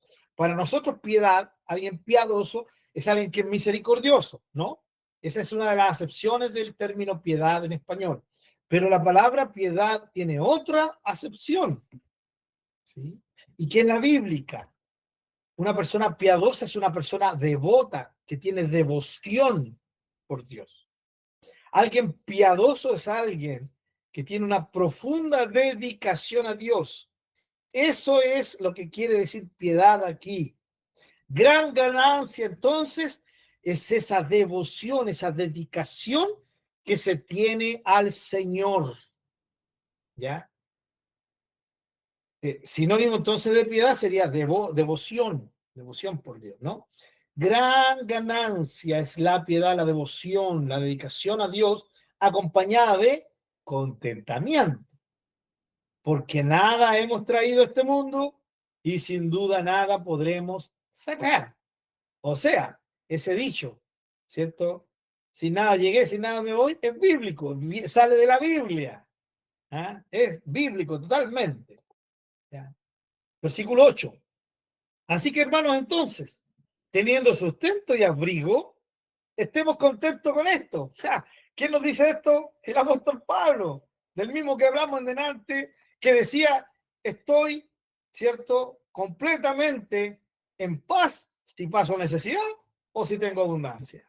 Si paso hambre o estoy saciado. Todo lo puedo en Cristo que me fortalece.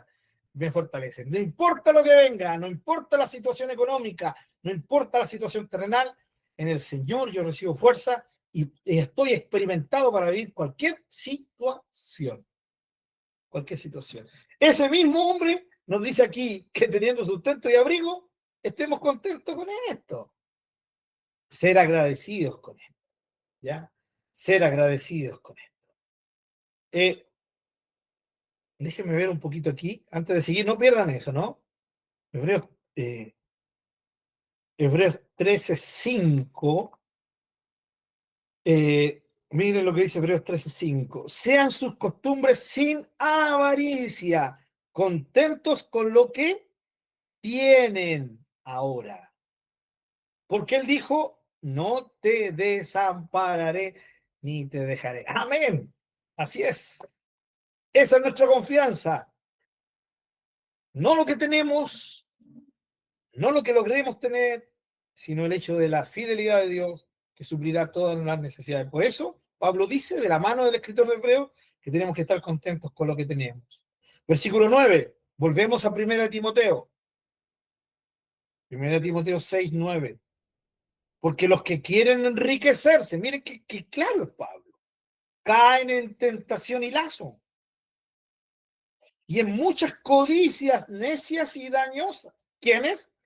Los que quieren enriquecerse, los que se afanan en enriquecerse. En cosas, en codicias necias y dañosas que hunden a los hombres en destrucción y perdición.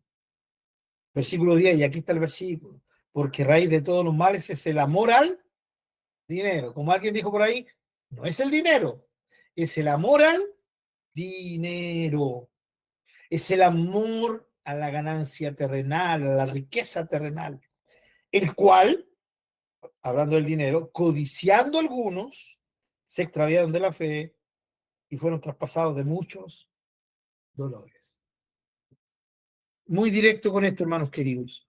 ¿Cuántos cristianos ¿Cuántos cristianos han caído en el juego del engaño de las riquezas? Y han dicho, no, estoy orando al Señor porque quiero un trabajo, subir de este trabajo. Ah, qué bueno, hermano, bueno, que el Señor te bendiga. Sí, pero ¿sabe qué? Lamentablemente, este trabajo me va a impedir congregarme los fines de semana, ¿ya? Y tal vez en la semana, pero yo voy a estar buscando al Señor en mi casa. Yo sé que eso suena muy, muy sano, ¿no?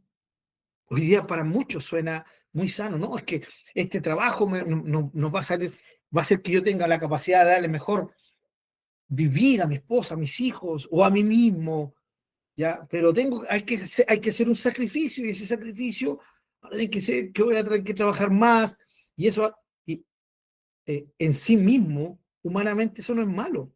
Eso es querer salir de luego yo querer, pero cuando significa que yo comienzo a transar cosas que son vitales espiritualmente, como el congregarme, y no significa, hermanos, que si en mi iglesia se congregan 7 días a la semana, eh, yo no voy a faltar a 2 a 3 o asistir a 3. El tema es que hay veces que se sacrifica toda la semana y uno deja de congregarse completamente.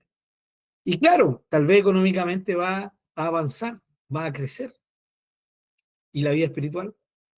¿Dónde va a quedar? Eso es lo que nosotros tenemos que tener cuidado con eso, ¿ya? Cuidado, porque hay veces que decimos, no, Dios me está bendiciendo económicamente, pero si eso me está alejando de Dios, no es Dios el que me está bendiciendo. Así de directo es lo que creo que el Señor nos quiere decir, ¿ya? Hermanos, eso es lo que nosotros tenemos que tener en nuestro corazón, hermanos, ¿ya? Sobre el afán por riquezas, ¿ya? Colosenses 3:5 dice que la avaricia es idolatría, porque el desear más riqueza, el desear más y más bienes, es que significa que ya mi corazón dejó de estar en Dios y está en los bienes materiales. Y eso, hermanos, es idolatría, porque idolatría es todo aquello que desplaza a Dios. Eso es idolatría. Por eso Juan le dice, las últimas palabras en su primera carta son, hijitos, guárdense de los ídolos. La idolatría es algo que los cristianos hoy día experimentan y muchos no se dan ni cuenta de aquello. De la mano de esto, el contentamiento, está Mateo 7. Mateo 7. No lo voy a leer porque usted ya se lo sabe. Sermón del Monte. ¿Sí? No te afanes. Nos recordamos, ¿no? No te afanes. No te afanes. Porque si el Señor cuida de las aves y cuida de los líderes del campo, ¿cómo no va a cuidar de ti? Que eres su hijo, no mera creación. ¿Sí? Como decía el himno, si Él cuida de las aves, cuidará también de mí. ¿No? Feliz cantando, alegre. No sé si todos la conocen, ¿no? Yo vivo siempre aquí, si Él cuida de las aves, cuidará también de mí. Un himno basado completamente en Mateo capítulo 7. Hermanos, un hijo del Señor está preocupado de buscar de Dios, va a trabaja, va al trabajo, rinde todo lo que tiene que rendir, tiene que hacer todo lo que tiene que hacer por su trabajo, pero siempre confiado en que Dios es el que provee, ¿ya? Y eso nos lleva, hermanos, a ser gente también comprensiva con otros, nos lleva también a ser dadivosos.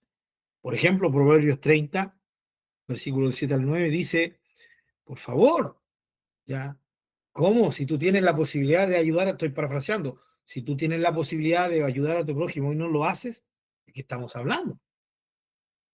Eso lo enseñó claramente el Señor Jesucristo y también lo enseñó, se enseña en el Nuevo Testamento, Juan en su primera carta, donde dice, si yo veo a mi hermano que está pasando necesidad y no lo ayuda, ¿de qué amor estoy hablando?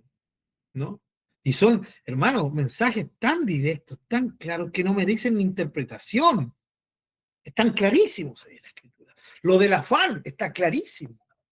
¿Ya? Lo del contentamiento, lo de ser cuidadoso con querer y anhelar riquezas, está clarísimo en la Escritura. No necesita una exégesis profunda, una búsqueda más profunda de lo que quiere decir. Está tan claro que lo tenemos que tomar y aplicar en nuestras vidas. Termino diciendo, hermanos queridos, vuelvo a decir, el dinero en sí mismo no es malo, la riqueza en sí misma no es mala, pero el ser humano, por su naturaleza caída, también le va a ser más fácil ser distorsionado en su vida, ya, con las riquezas y con el dinero, ya, porque el afán, ¿sí?, va de la mano de las riquezas. El depender de ellas y no depender de Dios también va de la mano de las riquezas. El egoísmo, el egocentrismo, los placeres malvados, ya, las codicias, las avaricias que son idolatría, van de la mano de las riquezas. Entonces, cuando estos falsos maestros predican, Dios quiere prosperarte y prosperarte económicamente, ya no vas a tener solo un auto, vas a tener 2, 3 autos, ¿ya? Y obviamente, como vas a tener 3 autos, vas a tener que tener una casa más grande, con mayor estacionamiento, para que no tengáis problemas en estacionarlos afuera, los autos, y tengáis problemas con tus vecinos, y prosperidad económica, prosperidad y riqueza. Dios quiere la riqueza para sus hijos, porque en Deuteronomio dice, ya lo vimos, ¿no? Deuteronomio 28, las bendiciones a la obediencia.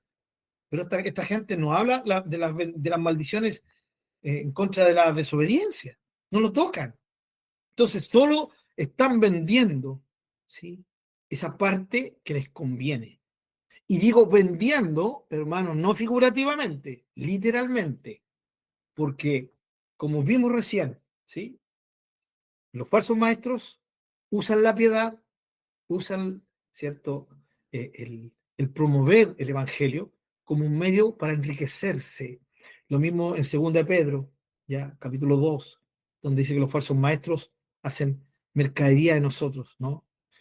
Nos usan a las ovejas del Señor, tristemente, como medios para enriquecerse. Que Dios nos libre de aquello, que siempre nos ayude el Señor a estar atentos a las falsas doctrinas. Pero sobre todo, hermanos, decir que las riquezas pueden ser un peligro. No significa esto que, no, que renunciemos a querer tener una mejor vida. No, pero siempre de la mano de lo que es la voluntad del Señor. Porque recuerden, mis amados hermanos, el afán es muy peligroso. Es muy, muy peligroso. Que el Señor nos ayude, que el Señor nos guarde, que por medio de este estudio también el Señor nos haga entender cuál es la perspectiva correcta sobre las riquezas terrenales y cómo nuestro enfoque supremamente es espiritual y celestial.